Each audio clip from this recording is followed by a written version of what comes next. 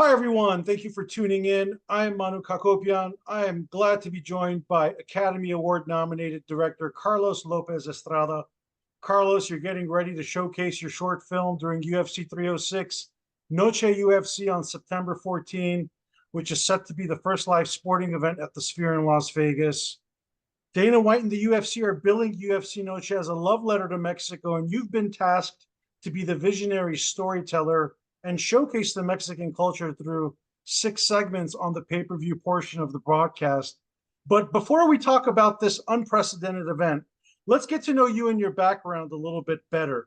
You're 36 years old and you've already been through the indie filmmaking route, massive animated movies, to now to creating content for UFC at the Sphere. How did we get here? That is a great question, and honestly, it was just, I think, luck.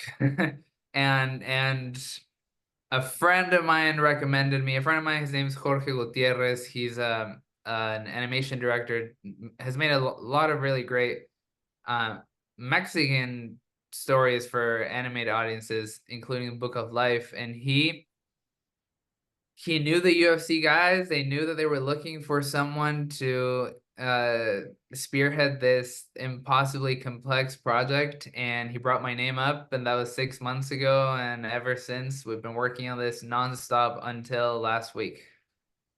Wow, talk about an incredible undertaking, and as the saying goes, when opportunity knocks, you have to answer the door, right?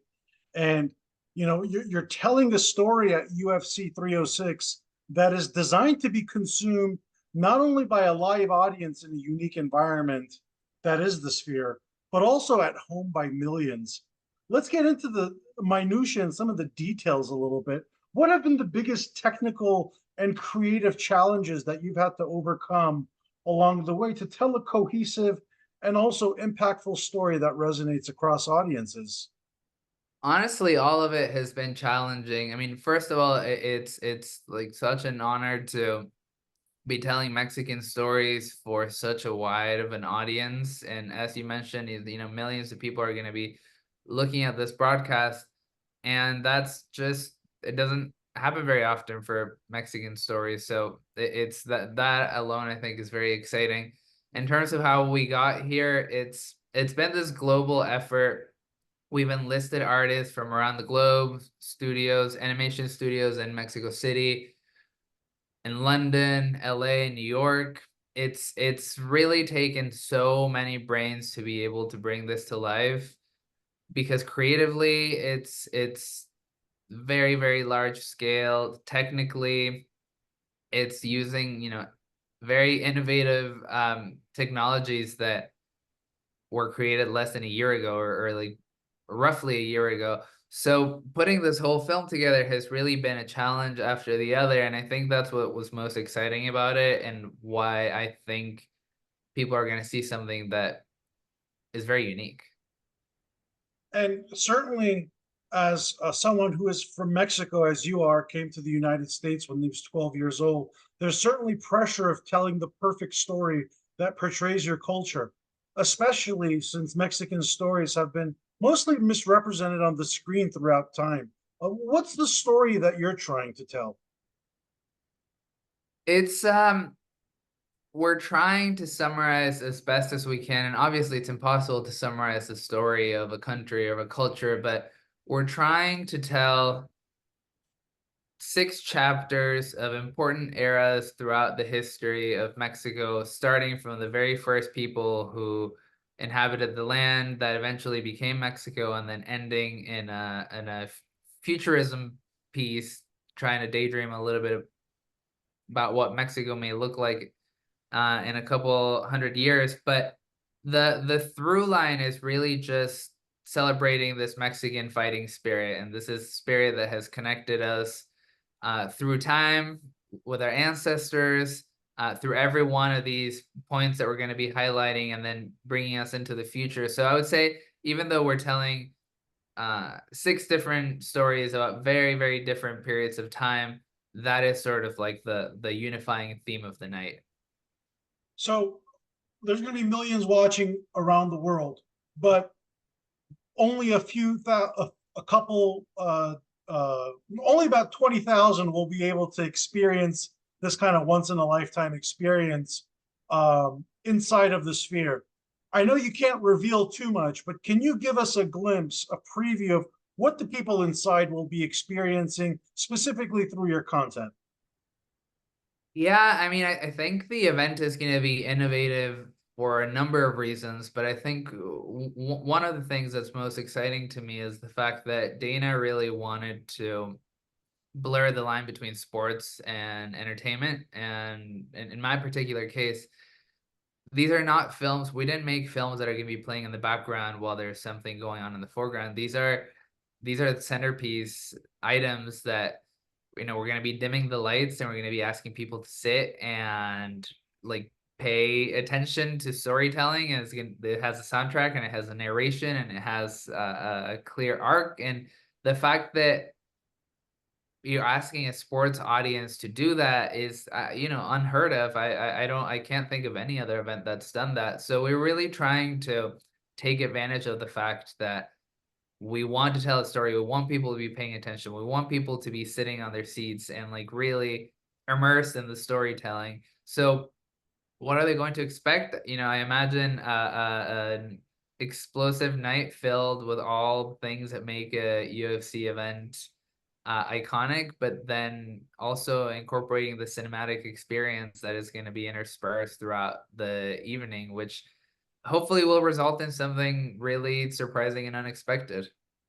So it sounds like whoever's inside of the arena should get their bathroom breaks, their souvenirs, their merchandise before the pay-per-view broadcast starts, because the run of show is going to be quite the experience for that 3 hour stretch. That is a great question. Yeah, I think it's going to be really hard to plan your evening around the content because the fights sometimes last a while and sometimes they last seconds, and the movies are playing immediately after a fight ends. So I have no idea how people. I hope there's some type of like little breathing break, because otherwise it's really going to be nonstop thrills from the beginning to the very end.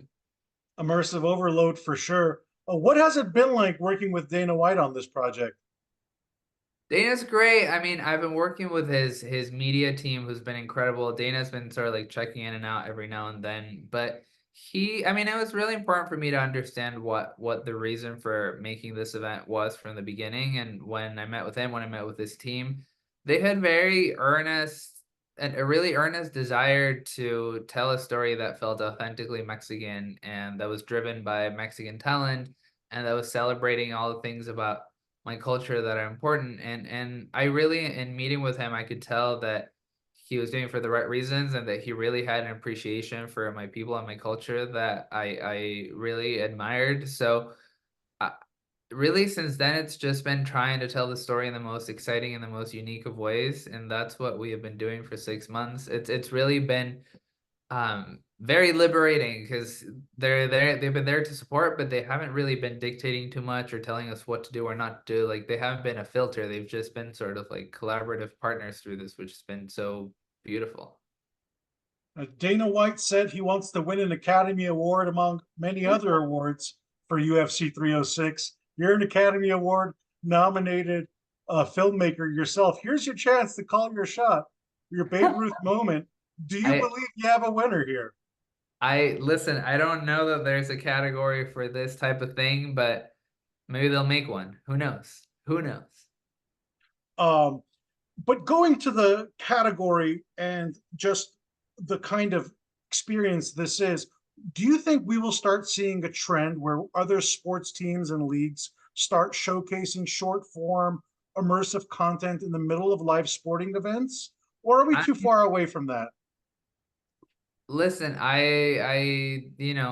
other people will be the judges of that, but I really hope it's the beginning of a new era and a new type of dialogue between sports and entertainment and between storytellers and sports enthusiasts, because at the end of the day we're all just trying to tell stories and make each other feel better about ourselves. So I think there's a very like beautiful effortless thing that's going to be happening on Saturday, and I would be really excited to see what comes from it, whether it's, different versions of this or completely new iterations of it. But I definitely think that there's some boundaries that are being pushed in significant and exciting ways.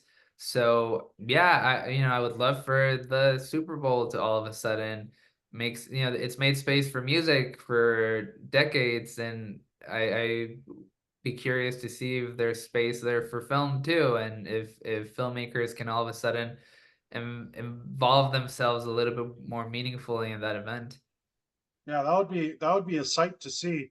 And for yourself, are you a boxing MMA fan? Being involved in this project, is this a passion project for you too? Yeah, I mean, I've followed it. Obviously, it's impossible to not because of just their popularity and their reach. But I've really gained a whole new level of appreciation for these athletes over the last 6 months, and I've just gotten to see from within what it takes to be able to do what they do, to be able to like just the level of like physical excellence that they need to be in. And it's having so many Mexican fighters who are at that level, I think is really exciting. So I really, the last 6 months have been an education for me, and I can say now that I really just walk away with a whole new level of appreciation for mixed martial arts and just like combat sports in general.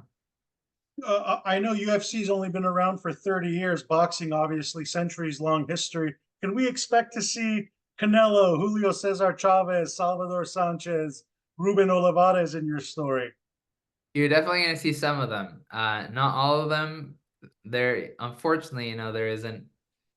We only had a very limited period of time, so we had to be very selective. But you'll definitely see some of the names you just mentioned on Saturday.